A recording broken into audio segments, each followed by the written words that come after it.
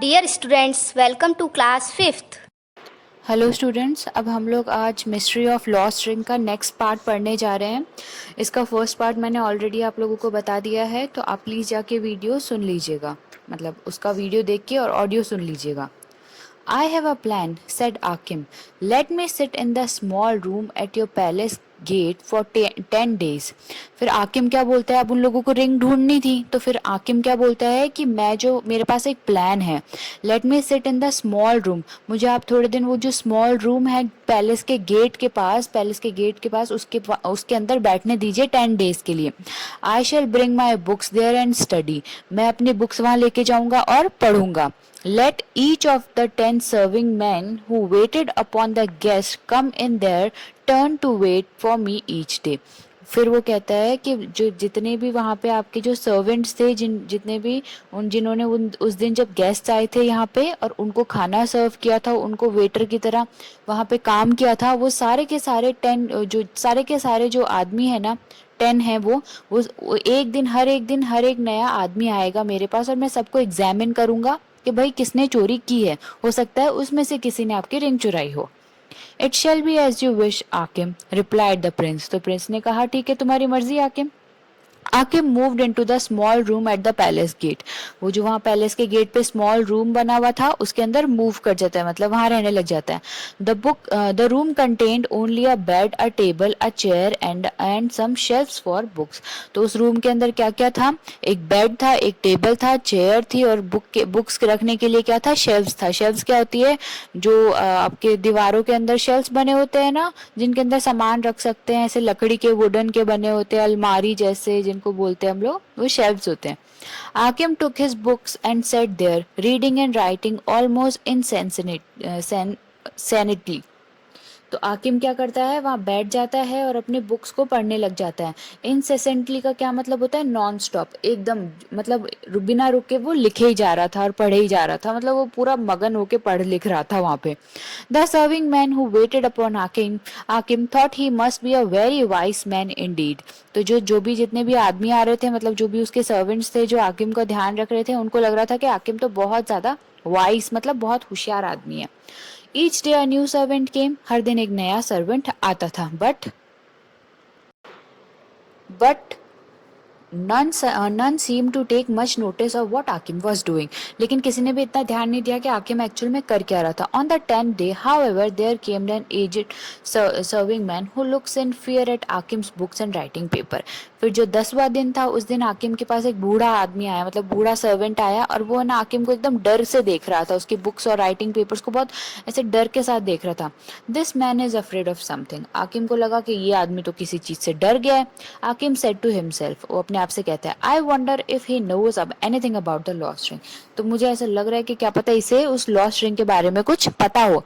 When the servant placed food on the table, Akim pretended to be angry. जैसे ही उसने खाना रखा उसके टेबल पे, आकिम ने उसे एकदम गुस्से से देखा, एकदम नाटक किया जैसे वो बहुत गुस्सा है उससे। उसने उसको गुस्से से देखा। The old man shook with fear and looked as if he wanted to run away. जो जो बूढ़ा आदमी था वो एकदम डर गया, शूक मतलब एकदम घबरा गया वो डर के मारे, और ऐसा लगा जैसे वो भाग जाएगा यहाँ से। Akim sent the old servant on an errand. Errand मतलब क्या होता है? एक शॉर्ट वॉक पे जाके, मतलब उसको छोटा सा कोई काम होगा। एक्चुअल में इरैंड का मतलब होता है शॉर्ट वॉक, या फिर उसने आकिम ने उससे कोई चीज मंगवाई है, वो जल्दी से उसको बोलता है कि तुम जाके लेके आओ वो चीज। A few minutes later, someone knocked at the door. कुछ देर बाद कोई आता है दरवाजे पे, नॉक होती है। It was Akim's wife who always came to this hour of the day to visit her husband. वो आकिम की वाइफ थी और वो हमेशा रोज इसी टाइम पे उससे मिलने आती है। Good wife, you have come at the right moment. वो कहता है कि मेरी प्यारी बीवी, तुम एकदम सही समय पे आई हो। Said Akim, I believe I have found the thief. वो कहता है मुझे चोर मिल गया। I think it is the old serving man who has just gone out. वो कहता है कि मुझे लगता है शायद वो ओल्ड सर्वेंट, जो सर्विंग मैन यानी जो खाना वाना पकड़ा रहा था ना आदमी, वो ही है जो अभी अभी बाहर निकला है। I met him on the road. उसकी वाइफ कहती है कि मैं उससे अभी अभी रोड पे मिली हूँ। Replied Akim's wife, and he looked pale and fearful. और वो एकदम पीला पड़ गया। पेल मतलब एकदम कलरलेस हो जाती है ना कोई चीज़, बीमार हो जाता है, पीला पड़ जाना जिसे हम कहते हैं ना, जैसे सफ़ेद पड़ना, पीला नहीं सफ़ेद पड़ जाना, तो वो पेल हो गया। और fearful मतलब बहुत घबरा गया। Yet I have known him for many years and believe him to be an honest man. लेकिन मैं उसे बहुत टाइम से जानती हूँ और मुझे लगता है कि वो एकदम ऑनेस्ट आदमी होगा, बहुत ईमानदार आदमी है वो, मुझे लगता है। I am afraid he is the man who has taken the ring. हाकिम कहता है मुझे डर है कि उसी ने ज़रूर रिंग ली है। We must try to find out. I want you to hide under my bed. चलो हम लोग पता लगाते हैं और तुम क्या करो, मेरे बेड के नीचे छुप जाओ। As soon as the servant comes back into the room you must cry out catch the thief. और जैसे ही वो सर्वेंट कमरे के अंदर आता है तुम जोर से चिल्लाने लगना, चोर पकड़ो पकड़ो, चोर को पकड़ो। The wife did as her husband wished. She did herself under. She hid होगा यहाँ पे. She hid herself under the bed and waited until the servant returned. As soon as he entered the room, she screamed to catch the thief. जैसे ही वो उसने जैसा जैसा उसके पति ने कहा वैसा ही किया, वो बेड के नीचे छुप गई और जैसे ही वो आदमी कमरे में आया वो जोर जोर से चिल्लाने लगा, चोर को पकड़ो पकड़ो, चोर को पकड़ो। The old serving man at once fell in terror at Akim's feet. वो एक बार तो डर के मारे वो आदमी जो था बूढ़ा आदमी, वो आकिम के पैरों में गिर गया। I am the thief, I stole the ring, he confessed. वो कहता है कि मैं ही चोर हूँ और मैंने ही रिंग चुराई है, प्लीज। फिर वो आगे क्या बोलता है, save me if you tell the prince I shall be slain. वो कहता है प्लीज आप मुझे बचा लो। Akim's wife had pity on the man's old age. फिर वो आदमी क्या कहता है कि प्लीज आप मुझे बचा लो। तो आकिम की जो वाइफ थी ना, उसको उसकी उम्र के ऊपर दया आ जाती है कि बूढ़ा आदमी है, उसके ऊपर दया आने लगती है। Have mercy on him. वो कहती है प्लीज इस पे दया कर दो। She said to her husband, he has been so long at the palace and I believe this is the first time he has stolen from his master. कि वो इतने टाइम से पैलेस में है और ये मुझे ऐसा लगता है कि पहली बार है जब इसने चोरी की होगी। इंडीड इट इज, कि हाँ बिल्कुल यही बात है। The old servant sobbed. और वो जो बूढ़ा आदमी था, जो नौकर था उनका बूढ़ा, वो रोने लग गया।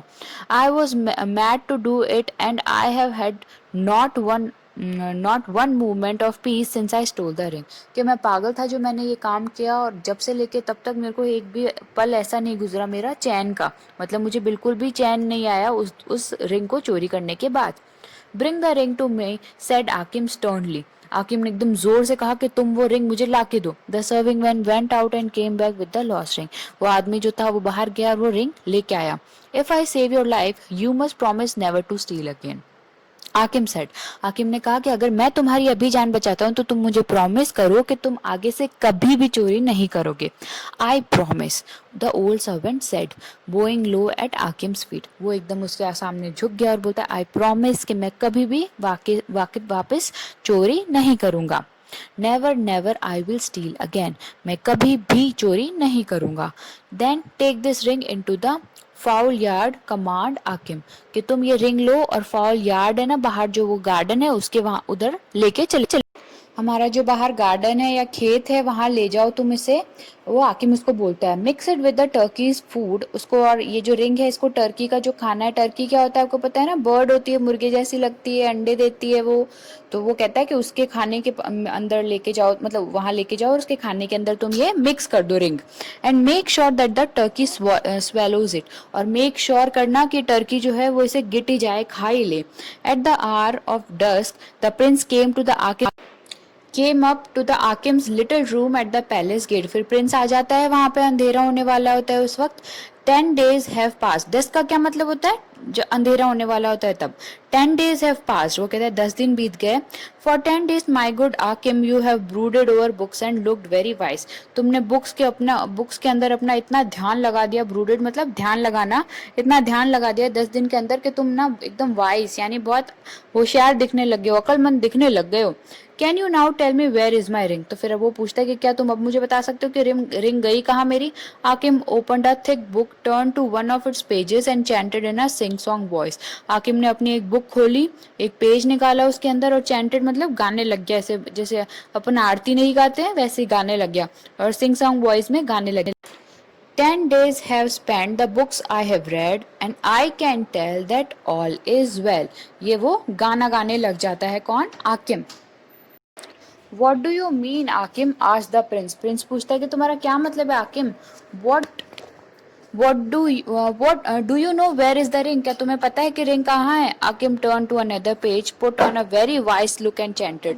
आकिम दूसरा पेज पलटता है और फिर है ना एकदम होशियारी वाला लुक बना के और फिर से कुछ ना कुछ चैंट करने लग जाते हैं. The turkey stirs his beak. He स्टर्ट्स.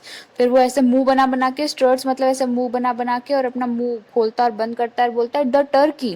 Turkey तो पता ही है ना आपको क्या होता है. He can not tell what I know well. तो वो बता रहा है कि मैं बता नहीं सकता कि वो क्या. He cannot tell what I know well. Prince ऐसा बोलता है कि ये कुछ ढंग से बता ही नहीं पा रहा है. The turkey cried the astonished prince. Prince जोर से बोलता है द टर्की.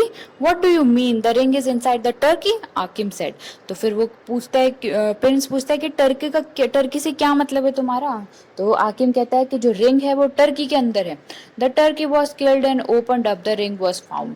फिर जो टर्की थी उसको मारा गया और उसको पेट को खोल के देखा गया तो रिंग क्या मिली, उसके अंदर मिली. After this everybody said that Akim was a very wise man. उसके बाद सभी लोगों ने कहा कि आकिम क्या है, बहुत होशियार है, very wise man. And the old white haired serving man said it more often than anybody.